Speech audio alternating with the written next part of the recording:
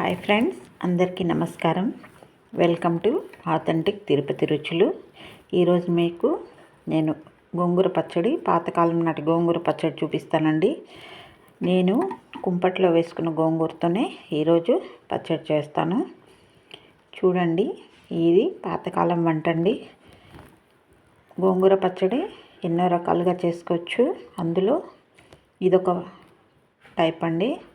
ఈ రకంగా గోంగూర చేసుకుంటే చాలా బాగుంటుంది. పెరుగు వాటికి కూడా పెరుగన్నం కూడా పక్కన పెట్టుకొని తినొచ్చండి. మా ఇంట్లో వేసుకున్న గోంగూర ఇలా కోసుకుని శుభ్రంగా కడుక్కోవాలండి. ఒక 2 సార్లు కడిగా నేను.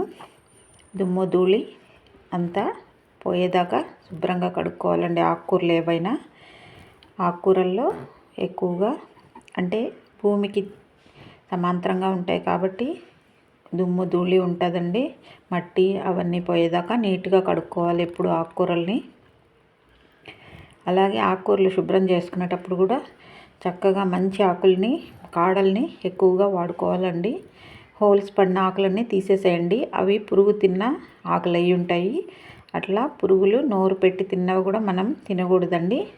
కాబట్టి శుభ్రంగా వలుచుకోవాలి ఆకుకూరలు క్లీన్ చేసుకునేటప్పుడే. ఇలా మా ఇంట్లో చిన్న గార్డెన్లో ఉన్న పచ్చిమిర్చి అండి, చాలా చక్కగా వచ్చాయి పచ్చిమిరపకాయలు. వాటితోనే నేను గోంగూర పచ్చడి చేస్తున్నాను. ఇంట్లో గోంగూర, ఇంట్లో పచ్చిమిరపకాయలండి. వాటిని శుభ్రంగా కడుక్కున్న తర్వాత ఇలా చిన్న మట్టి పాత్రలో పెడుతున్నాను.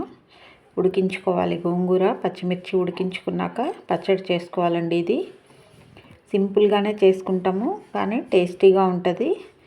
ఇది సింపుల్ గోంగూర పచ్చడి అండి. ఎక్కువ ఇంగ్రీడియంట్స్ కూడా ఏముండవు. జస్ట్ గోంగూర పెట్టి పచ్చిమిరపకాయలు మన టేస్ట్కి తగినట్లుగా వేసుకొని పసుపు వేసి కొద్దిగా 1 గ్లాస్ నీళ్లు వేసాను. జస్ట్ గోంగూర ఉడికించుకోవాలి అంతే అండి.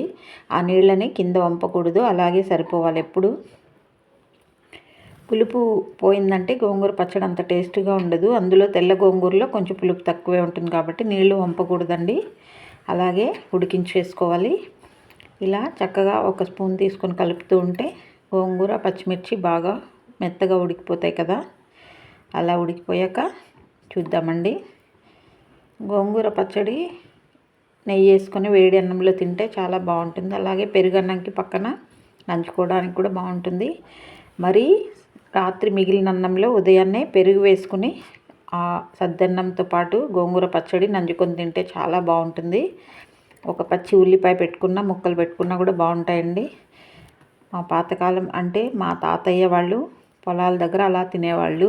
చిన్నప్పుడు చూసిన గుర్తు. ఇలా ఉడికిపోయిన తర్వాత స్టవ్ ఆఫ్ చేసుకొని పక్కన పెట్టుకోవాలండి. ఇప్పుడు రాళ్ళ సట్టి తీసుకున్నా నేను. రాళ్ళ సట్టిలో గోంగూర పచ్చడి మ్యాష్ చేసుకోవాలి. దానిలో సరిపడా కొద్దిగా ఉప్పు వేసుకుని జీలకర్ర, అలాగే కరివేపాకు, ఒక 4-5 వెల్లుల్లి వేసానండి. గోంగూర పచ్చడి చేసేటప్పుడు గోంగూరలో కొద్దిగా ఉప్పు వేసుకోవాలి. ఇప్పుడు కొంచెం ఉప్పు వేసుకోవాలి. ఈ 4 బాగా ఇలా మెదుపుకున్నాక ఇప్పుడు ఉడికిన గోంగూర పచ్చిమిర్చి వేసుకోవాలండి. అది వేసుకుని చక్కగా మెత్తగా మ్యాష్ చేసేసుకోవాలి.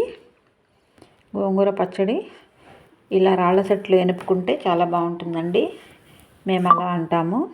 రాళ్ళ సట్టిని ఎక్కువగా పప్పు ఏదైనా కానీ మ్యాష్ చేసుకోవడానికి ఉపయోగిస్తాము. రాళ్ళ సట్టి పప్పు గుత్తితో అన్నీ మ్యాష్ చేసుకుంటామండి. దీనిలో చేస్తే ఆ టేస్టే వేరుగా ఉంటుంది. ఎంతైనా మన పాతకాలం వంటలు పాతకాలమే అండి. ఇప్పుడు వచ్చిన వంట పాత్రల కన్నా మట్టి పాత్రలో చేస్తే చాలా టేస్టీ కదా. ఇప్పుడు స్టవ్ మీద బాండలు పెట్టుకుని ఒక 4-5 స్పూన్లు ఆయిల్ వేసుకోవాలి.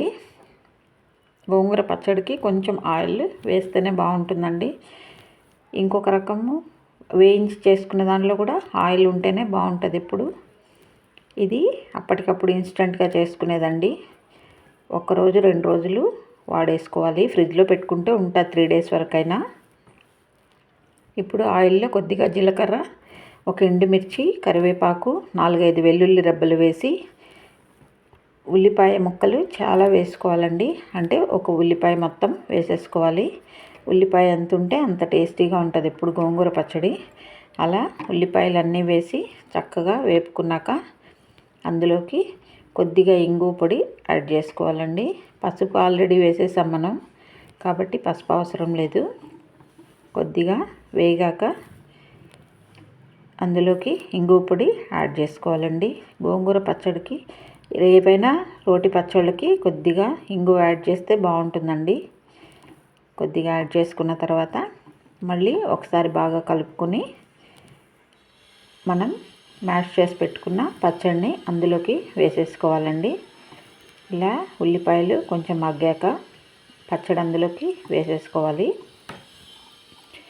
గోంగూర పచ్చడి చక్కగా ఆ నూనెలో ఉల్లిపాయలతో పాటు అలా కలుపుతూ ఉంటే నూనె అంతా పీల్చుకొని బాగా ఉడికిపోతుందండి. అప్పటిదాకా ఉడకబెట్టాలి గోంగూర పచ్చడి.